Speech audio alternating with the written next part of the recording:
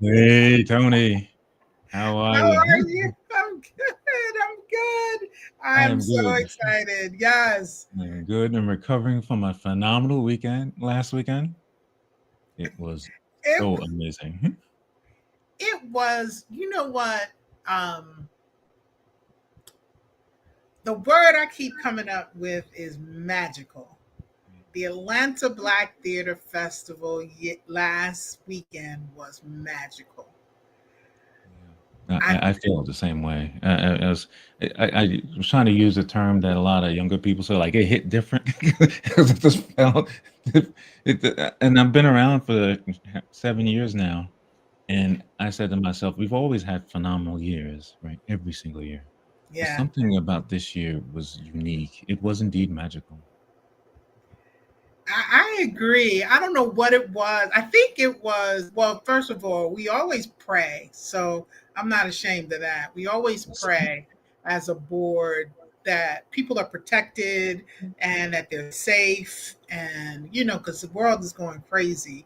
And our institutions are definitely under attack. But I think that of course is infused in it, and then the being at Spelman was also with all of those. I'm going to show a picture of the wall for those who did not get a chance to experience it, and let's For welcome those, our people. Hey, yes, yeah. everybody!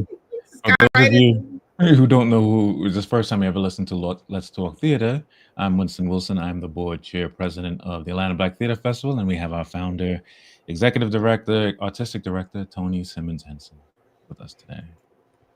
Yes. And we're so appreciative of you tuning in. We're talking about today, we're doing a highlight of the Atlanta Black Theater Festival last year.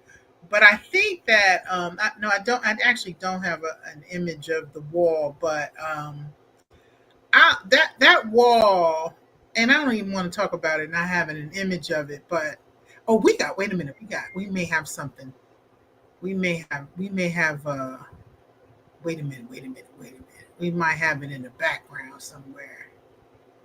I thought we did, but we don't. While Tony is looking for that, everyone, if you walk into the Samuel L. Jackson and Latanya Richardson Performance Arts Center, you see this phenomenal picture with so many of us and all of our artistic flavor over time. It was amazing. So yes, there's a picture, and Yeah, you can see a little bit yeah, in the background there with you and board members and some of our presenters and volunteers.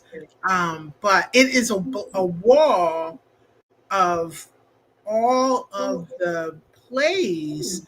A lot of the plays, I can tell you, I recognize a lot of the images because when we gave our Theater Legend Award to Dr. Millett, he had some incredible images that he shared during his presentation. And that was way back in that was before the pandemic, like 2017, I believe it was. And some of those images I saw on that wall. So that the same ones that he showed during his talk at the Atlanta Black Theater Festival when he received the award were up there. But you got to see it. yeah, It's it's so amazing. absolutely Yeah. phenomenal. Speaking Yeah. of the Theater Legend Award, this year we were so blessed to have Gus Edwards there, and his actual show, which was being performed by Keith Franklin and a really great actor. Two old angry black men talking. I think that's what it was called, and Yes. Two and it old was black guys sitting around sitting talking. around talking. Yes, it was so fantastic. Yeah. And a lot of times when you see two-person shows, you're like, this guy be right.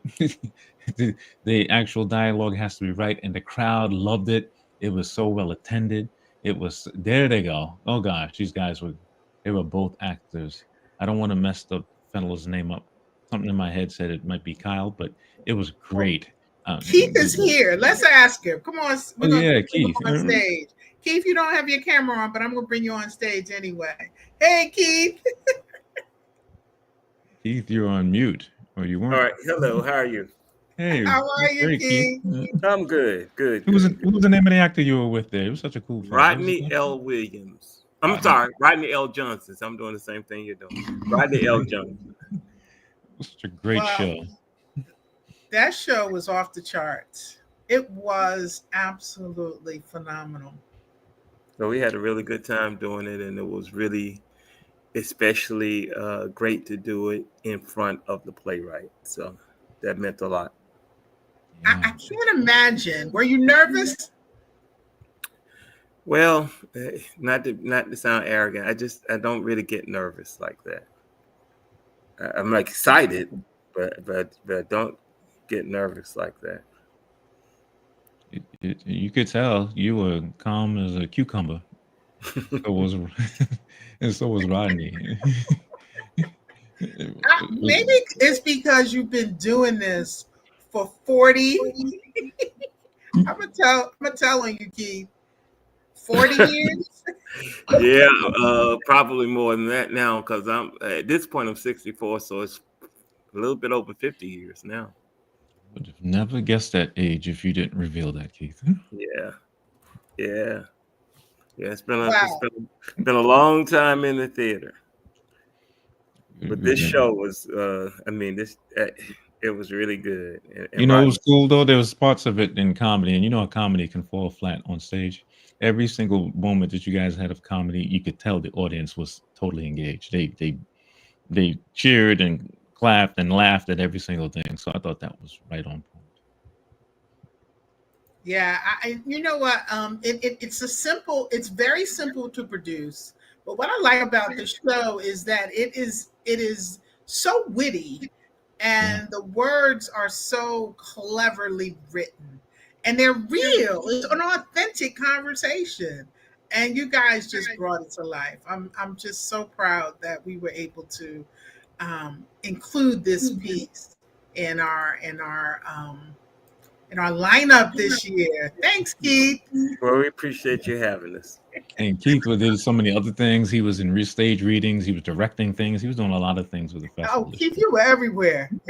Well, that's how it is, you know, and it feels like it's exhausting, but it's actually energizing to be in a space where we can just work and enjoy each other that way. So it was phenomenal for me. Well, I got some more guests backstage. I'm bringing up Eric. Hey, Eric, how are you? Hey, And Antonio's here. hey, fellas, how are you guys? Good morning. Good morning. For those of you who don't know, these are board members, and everybody's a board member. I invited the board to come and join because they can give you a perspective. I was so busy at work, and they can give you a perspective that maybe some insight that I didn't see. So it's so good to have you. How y'all feeling after last week?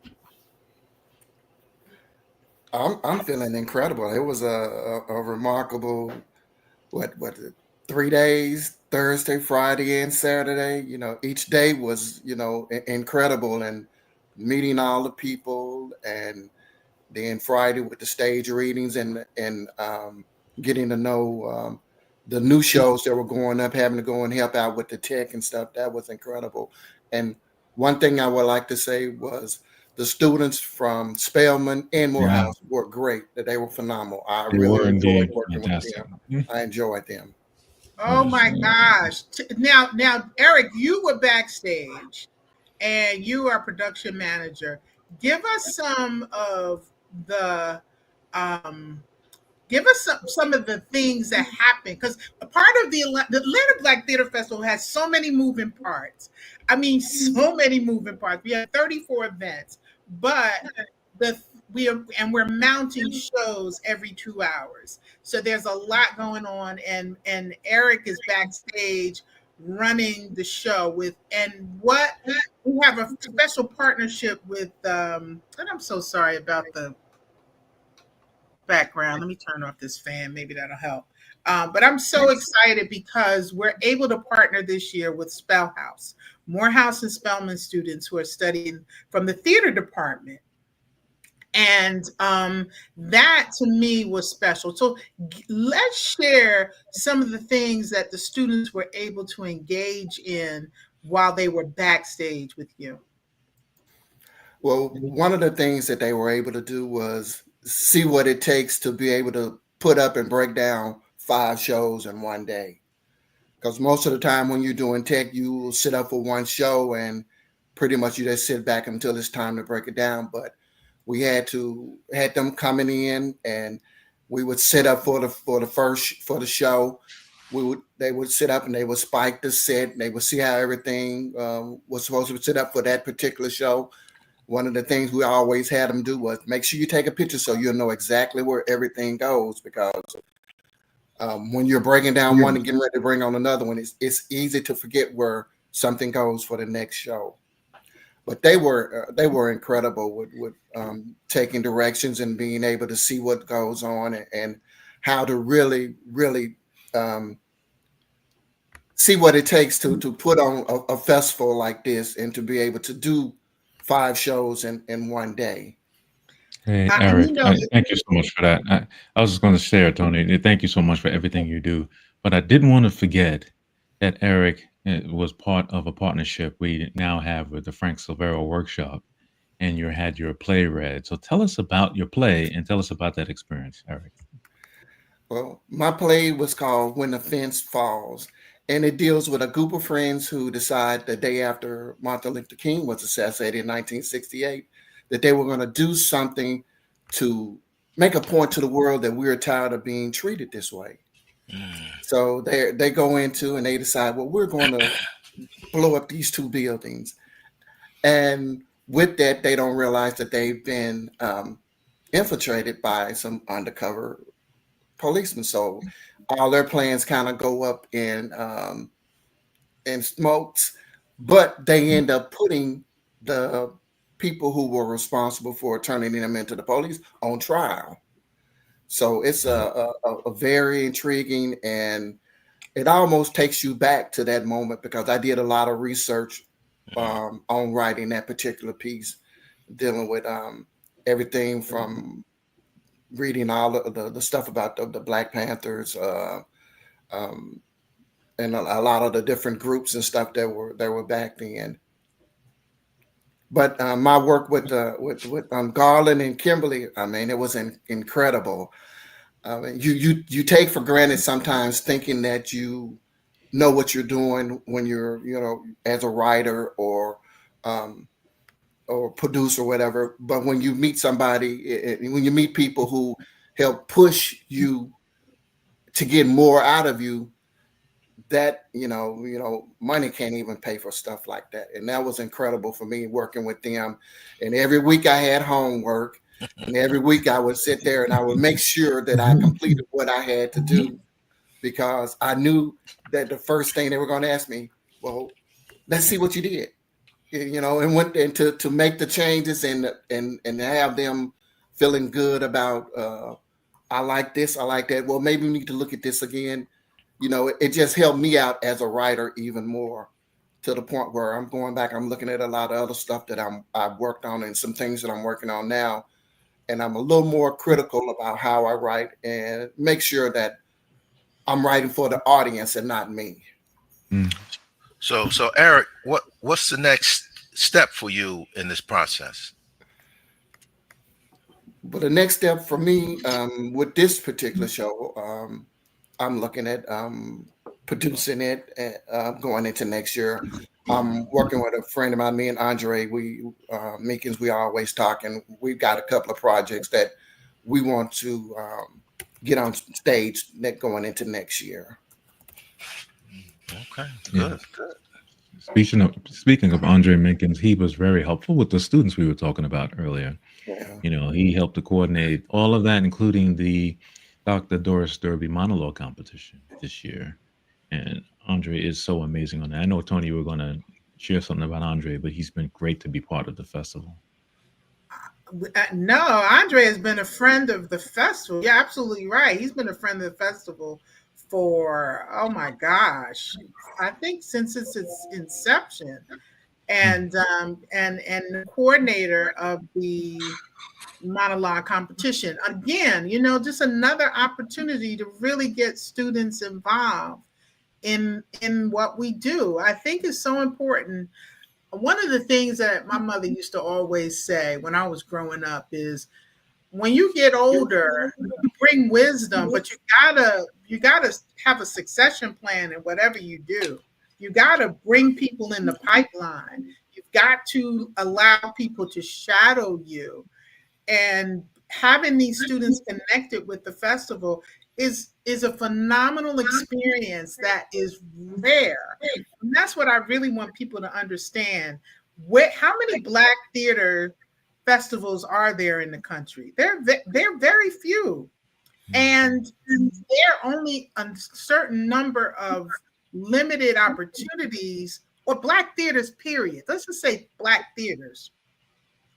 Brick and mortar, I believe there's 7 owned outright brick and mortar theaters, and there's one being constructed and opening soon, from what I understand. But the opportunities are very limited, and it's very competitive to get these types of internships. So Dr.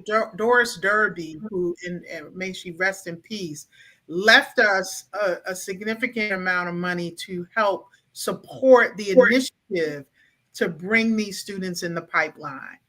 And so I'm very, very grateful to her. But it's so much more than just an internship. It's an opportunity to connect with our producers, professionals in the field, professional actors from theater and also film.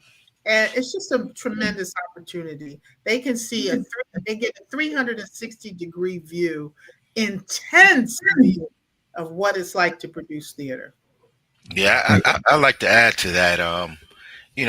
The arts is part of civilization, and what we're going through in this country politically and what's going on around the world.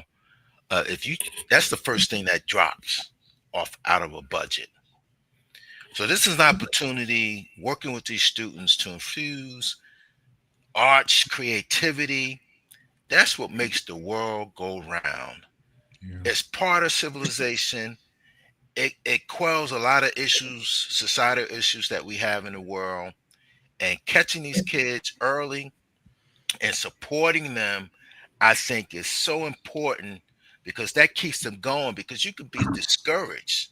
You tell someone you're a theater major, what are you going to do with your life? If you're not going to become an actor, but you learn so much about backstage, front of the house, back of the house. You learn all these different things and different avenues that you can get involved in, being a tech work, all that stuff matters. And there are a lot of careers in those areas. And you don't see a lot of us in those careers. That backstage and lighting and all of that encompasses a industry that a lot of our young children are kept out of. So the sooner they learn about it and they get their thinking, the wheels in their head turning, then they can, progress in other areas and other opportunities. Yeah, beyond all of the great theater shows and all the things that we've done, Antonio makes such a solid point. For those of you who've never experienced the ABTF before, it's such a fantastic networking opportunity. Like the amount of young people and other people we know in our community, it creates that familiar, like you're in a family kind of thing. And I think the young people felt that. I don't know if you guys would agree, but a lot of them are like, yo, I want to be part of this kind of family group, because I am matriculating through school. So I got to figure out what to think. I want to be part of this family any way I can. Wow, I couldn't have said it better. But you know what? We're the board. So of course we think, and the staff, of course we think wonderful things about it.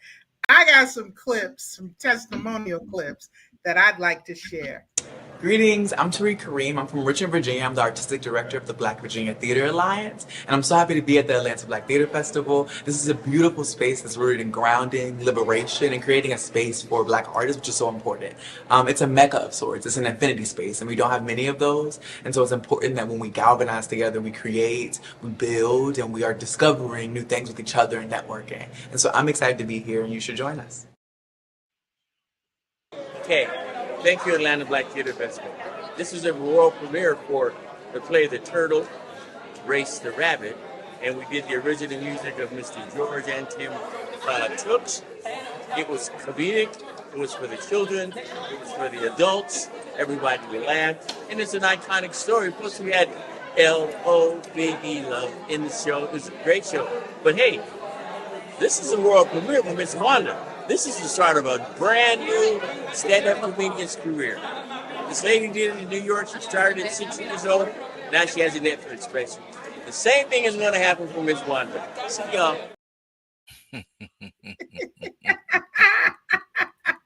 Oh wow! Now if y'all wondering what he's talking about, Wanda. Oh my gosh, my sister Wanda and co-founder brought down the house. If you were not there, you missed a phenomenal show. She did her debut performance as a stand-up comedian, and it was hands down hilarious. Here come Netflix, Wanda, because it was that great. Oh my gosh, she was just phenomenal. We were so laughing and rolling on the floor. And that was a part of Chocolate Box. Somebody want to talk about Chocolate Box and what we do? The Chocolate Box? Wow. Go ahead, Chocolate Box. Well, Chocolate Box is that after the Friday night, after all the stage readings and workshops, we get together for a variety show. And we had two fantastic hosts who really helped us to do this. And people can come up and they can do whatever they want to do. They can sing, they can do poetry, they can do what Wanda did around comedy. And the amount of love that we saw that every single one of the people who got up on stage was just a blast to do. But Wanda indeed brought down the house with it. And it's cool. So you think about a variety show like the Apollo type of show without the hook. It was like that kind of thing. And it was a lot of fun. The Chocolate Box, I know we didn't do it for a couple of years, but we brought it back. It's one of cool ways that people can just express themselves and have a lot of fun doing it. I thought it was such a cool thing to do. And in the midst of that, we had the monologue competition. Participants go up and do their monologue, which was a great way to interweave what the people were doing with their Chocolate Box performances with the monologue competition. So I thought that was a great way to put those together. So I know, Tony, you really thought about that in a great way. So it created like a real cool bit of entertainment / concert / comedy show all at the same time. Yes. Well, what we did was it's absolutely hands down one of my favorite parts of the Atlanta Black Theater Festival. And really what it is we have all of these artists. We have over 200 artists that come in from various states to perform and participate in the readings and etc.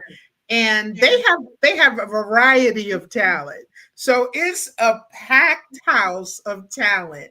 And we also incorporate local artists as well. But we call it Chocolate Box because you never know what you're gonna get. That's right. But it is always hilarious. It is always fun, engaging. It's a way for us to unwind as artists and again connect. It's open to the public and anybody can come, but it is certainly a lot of fun, and it's always late at night. We started at about 10 o'clock and we run until midnight, and it's never enough. I'm telling you, some of the best poets in the country come out and perform on those stages too as well. You know what I love about it, in addition to everything you said, if someone is, for example, say they're on stage and it's the first time, or they have some kind of fear or whatever's coming up in their mind, everyone gives them love to keep their energy going. So everyone's performances come through because of the love that's in that room. That's the secret sauce. That's right. You know what? I think that's our secret sauce. Love. And I'm I'm gonna play another testimony because I think that this really captures the spirit of it. My name is Zaria Sumter, but I go by Zari Benet. I recently just graduated from South Carolina State University, drama major, and my focus in theater is that I want to make a difference in the world. I want to make children laugh. I want to make people cry. I want to make people feel emotions, the emotions that I felt in past lives, and make people feel like that too.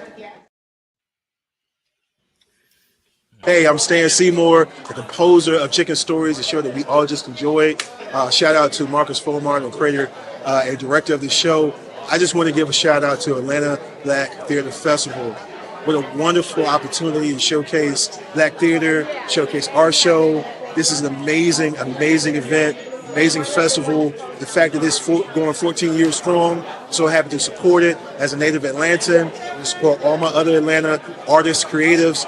Make sure that you support the Atlanta Black Theater Festival. Love y'all so much. Peace out. There it is. That's the love. That's the love. I mean, Tony, we talked, you know, a lot since the festival ended.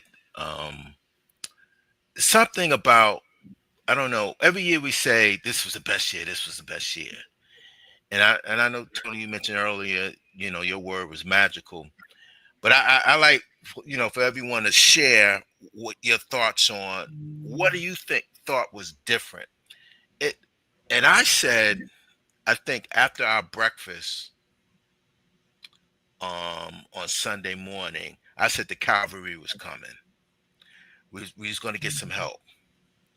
I don't know. I just felt a shift. We've been struggling for 14 years. And just to hear this gentleman talk about, he's from Atlanta, and I never seen him before. And I don't know if he ever supported the festival before, but now he's putting the word out for people to come support. And he's homegrown here. So that's good to know. And Tony also had a discussion with Jason Louder, you know, about getting support. You know, I think it's coming. I could be wrong, but that's a gut feeling I had. The cavalry is coming. I just think we need to strap up and get ready and be prepared for what's to come. We got 15 years coming next year. That's an accomplishment to be around for 15 years. So it should be special. Let's bring out everything we got, guns blazing. Yeah, I feel the same way, Antonio. And by the way, if everyone doesn't know Antonio, he's one of the board members, but he's the one that keeps things running fiscally when it comes to the festival. I felt the same way. I felt, and you used the term, but I felt like we were turning a corner on as well. Like we going down the highway and we almost had our destination, and someone's like, "Turn right, right here. This is where we need to turn." And turn. Yes, and I felt it. And quite frankly, some of the things that I noticed post festival that I hadn't noticed before is the amount of social media love that kept going days after the festival.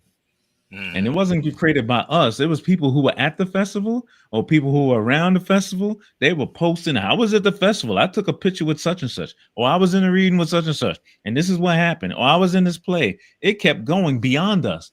And when you start to see that kind of momentum, that tells me we're doing exactly what you said. We're turning that corner.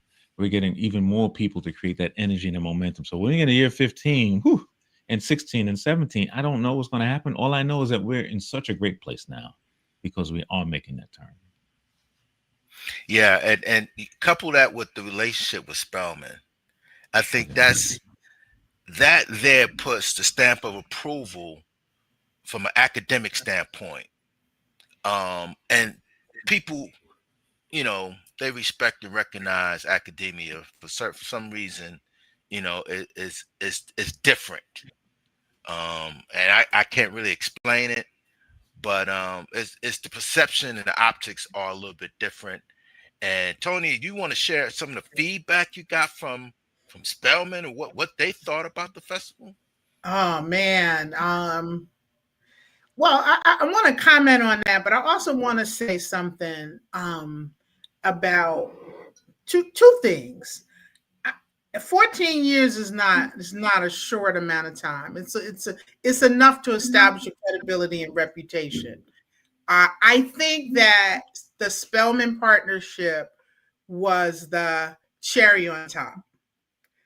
I don't think that it added credibility to us. I think what it did was it added the cherry on the top. I don't think that we have ever lacked credibility. We provide over the years quality performances, and every year it gets better and better and better. Like anything you start, you're not going to come out of the gate blazing, but every year the production values are enhanced. And shout out to D. Vincent, our technical director. He is absolutely phenomenal, and the tech was flawless this year. Every year you always have tech problems, because what people don't understand is when you mountain shows one after the other, you have to make lighting changes, you have to make sound changes, and that is not easy to do. And people may be coming in at the fifth show and they don't know that's the fifth show. They're just coming because they saw it was a show at 7 o'clock, but they don't know that the tech team has been running all day. So, but this year was flawless. And he has just mastered this marathon play business model. And I just adore him. Working with him, he's always very pleasant, and he's just he manages it very well, because it can be a very stressful environment. But what was your question, Tony? Spelman. It's about Spelman feedback. Some of the feedback. Oh my gosh. I got a text from the department head, Natalie Sowell. Yeah. And she said this was more than I could have imagined. Wow. And that was really special to me. That was really special to me. This is her second semester. Just to tell you a little bit about her, she's an incredible visionary. And this is her second semester as the chair of the department. She comes from she worked before that. She was at the University of North Carolina, Greensboro. And then she became chair of the department. So this is her second semester. And to take a risk, she risked it all. I mean, I just, not everything, but she definitely, because she's definitely got a resume that's credible as well. But she definitely did risk something personally, and believed in us as a festival to say, hey, we need to have it on campus. This is what the students need. And the feedback from the professors were just everybody was really surprised. Keith Arthur Bolden, who's a professor at Spelman, wasn't surprised because he comes every year. But there were several professors that have never been to the festival, and they were just really blown away with what they experienced, what they saw. They were blown away, and the sentiments were unending. Now, wasn't there a comment from the provost or something? I'm not sure about that, but welcoming for sure. Everybody was welcoming for sure, and then also everybody talked about the security and how nice they were. I thought that was really interesting. That was a reoccurring comment, because we did send out a survey and everybody was talking about this. I was like, what was the security giving out? I saw them, but they appeared invisible. They weren't doing any, they weren't like overbearing kind of folks. They were just talking about how nice and helpful they were. And I just love it, because that means that Natalie Sowell, the department chair, did the behind the scene works to make sure that everybody knew we were going to be on campus. And maybe this is a part of their normal protocol. I don't know. I'm not sure. I don't want to take, but I know she had quite a few meetings to make sure that everybody knew we were going to be on campus. And it was just nice to see students stopping by and saying, what is this? What's going on? Oh yeah, I And observed that quite a bit. People like, oh yeah, young people who were just walking around campus. Oh, there's a show going on. How much is my discount again? Oh, can I get, or if I have one, can I get in? It happened quite a bit. I saw a lot of young It people just did. showing up because they were just walking around. They saw the tents outside with all of the vendors, and they were like attracted to that. And they said, "What's that over there?" And they talked to the vendors, and the vendors said, "Go inside there and get a ticket." And then they came in and they saw the show. I thought that was great. That's so true. But you're talking about the vendors. Oh Yes. my God. The vendors. Oh, the jewelry, Oh gosh. the clothes. I could have spent a whole lot of money out there. What I- art, I- the art. I I made a did. I made a comment that my wife was walking around these vendors. I wouldn't have no money for mortgage. There was such cool stuff that was there. It really was. A lot of people don't know that we don't just accept anybody either. That's why our vendor application is not a blanket application. You actually have to come to ABTF. The board, you might not know this either, by invitation.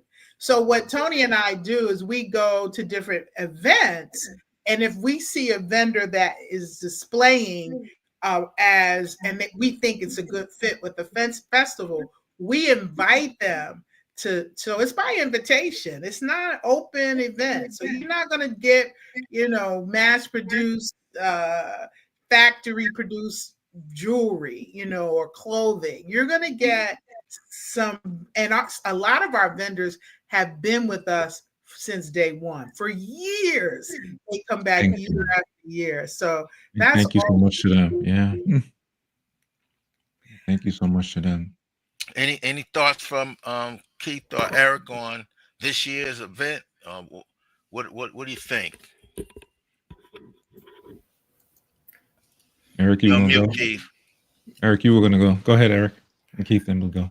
I thought it was incredible because I could say from not only being at an historic site, but just incorporating the kids into what we're doing. Because you were talking about, being able to create a legacy to go beyond what we're doing right now. And one of the best opportunities is to bring them in and show them what's going on, and to be able to pass on your ideas and your belief to help and mold them going into the future. But it was incredible. I mean, this is my fourth festival. Well, I can't say fourth because I was coming even before I was on the board. From Memphis, people should know, Eric, that you're coming from Memphis. Yeah, I'm coming from Memphis, and I've always tried to bring people down to check it out. And even last year when we did the producer show, those kids, they still talk about being a part of the festival from last year. So it's always an incredible opportunity. And like I said, this year it was. I don't like to say that one year is better than the other, but every year is incredible. Every year is an enjoyment. And like I say, you have to come and see and participate in order to see how incredible this festival is. And it is. And like I said, I've been to quite a few festivals across the country. And I have to pat the Atlanta Black Theater Festival on the back because it impresses me every year. Every year. And I guess I feel a lot more like family with this group. And you can see by the people who come out and participate as an audience or in the shows. You just feel like you're included in something that's going to leave a positive note in your mind for the rest of your life. It's like a family reunion. And I know, Keith, you've been around the festival and since its inception, so you have a different perspective than I know than either Eric or I. What do you think? Well, I mean, like Eric said, it is very much like a family, and that's a big part of what it feels like. The The International Black Theater Festival has that same kind of feeling, but this is more like your immediate family. It's so you have that feeling. Everybody who is new to it, who comes and they've never been, they're like, oh wow, I didn't know this was here and it was wonderful. So I never hear any remarks that indicate that they were underwhelmed. It's always overwhelming for everybody. And what I've noticed is that even though we take some time getting some traction, when we get people, they come back and they bring people. So I'm with you, Mr. Tony, in that I think this is probably a turning point. I think we will see even bigger audiences going forward. I would like to take an opportunity to give another testimonial. Here goes. All right. This festival and is shout so out important to to me. It allows me to also amplify my gifts, but also affirm community and safe space with other Black creatives, which I feel is imperative and so very necessary. And it allows us. Hi, I'm Amanda Washington, and I'm with the Collective Mike Productions, and I just wanted to stop by and tell you guys how absolutely hilarious Wonderful Wanda was last night. Her and that little shuffle across the stage and those jokes, my crew and I were laughing our behinds off. It was absolutely comical. We love her so much, and we wanted to say thank you to the Atlanta Black Theater Festival.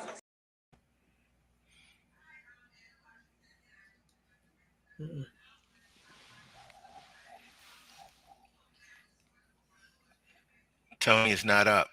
Yeah, the last one's not up.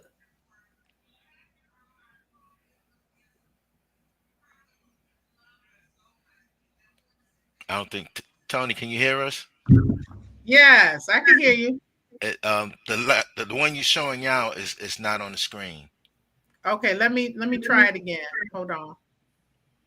Hi, I'm Amanda Washington, and I'm with the Collective Mike Productions, and I just wanted to stop by and tell you guys how absolutely hilarious Wonderful Wanda was last night. Her and that little shuffle across the stage and those jokes, my crew and I were laughing our behinds off. It was absolutely comical. We love her so much, and we wanted to say thank you to the Atlanta Black Theater Festival. I'm telling you, my sister was a hit. Everybody's talking about Wanda. I'm going to play another one. This one is really special to me because this person has been coming for quite some time, and she came with Ursula Robinson. Oh my gosh, we got to talk about Ursula's show. Oh yes. But this may be a little long, so I may cut it short. So hold tight. So yes, I'm Zipporah Sumter. I'm Zaria Benet Sumter. And we first came to the festival 4 years ago. 4 years ago. Zaria was a college student. Freshman? And I was a freshman. It was my first time. I was so nervous. I had no idea what was going on. My mom and we're from Orangeburg, South Carolina, so that's 4 hours away. And we're going to just do it. And it was the best experience I ever had. And because of that, I had no idea that anyone was going to recognize me. But someone did, our very own cameraman, and I was like, wait, what? You remember me? Like, I remember you. And he stopped me, and I was like, wow. So connections and just networking and just the spirit of familiar faces and just the comfort that you get when you step into this festival is beyond amazing.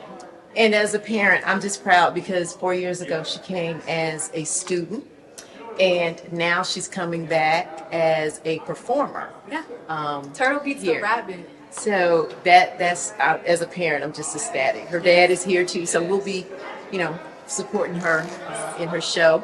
But we're just proud of her. Recent grad of South Carolina State, 2025, and the major. Drama major. Yeah, drama. Yes, I am. And just a side note, Miss Tony is the best person ever. I was there for her from SCTC. I was there for her since day one, and I'm there for her to the end of the day. So she's amazing. She's an amazing Black woman. She does it. She does it all. Okay. So we're just happy to be here, and I'm dropping her off. Yeah, because I still need my mommy. Atlanta Black Theater Festival 2025. I did not pay her to say that. How much you gave her? She left with her pockets full.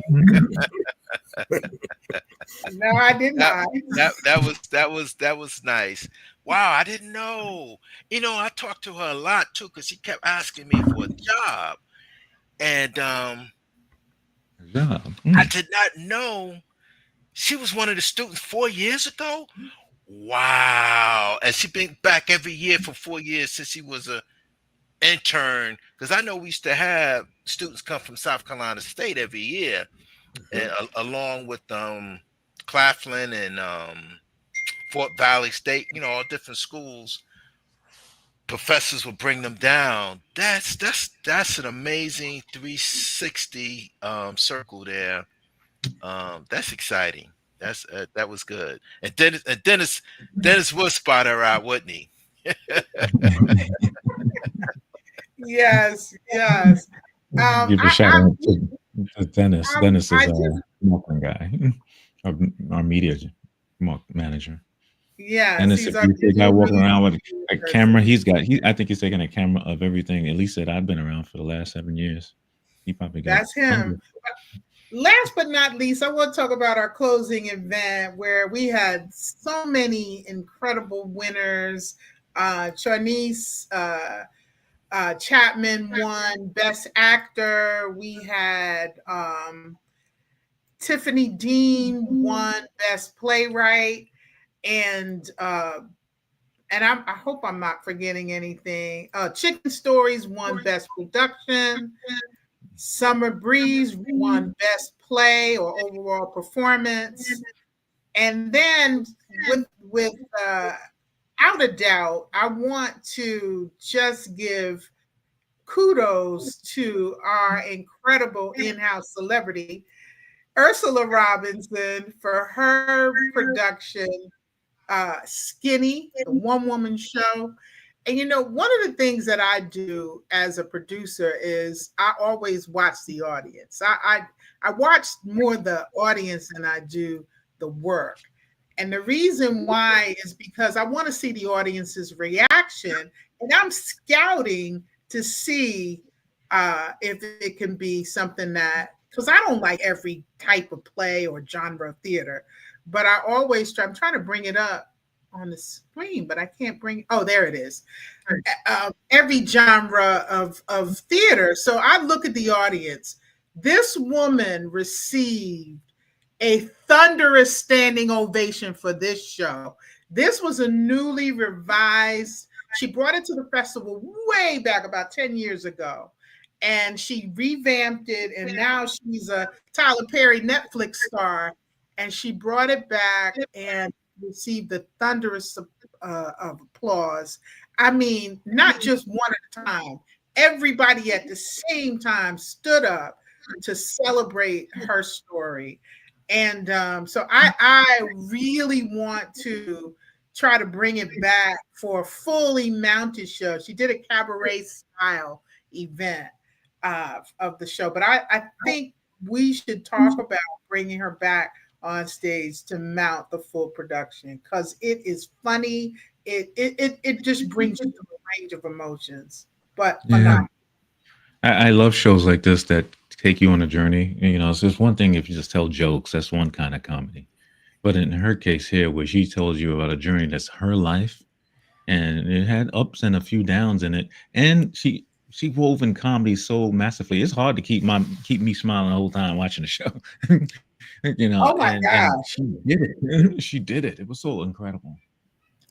You know, you're making a good point too, because the show started at 10 o'clock. It actually started at 10:15 at night, and everybody was leaning forward. There was no, I mean, I look at audiences and they were highly engaged in the show. So I think this is one that's going to be a huge hit, and we'd love for it to do a fully mounted debut at the festival here.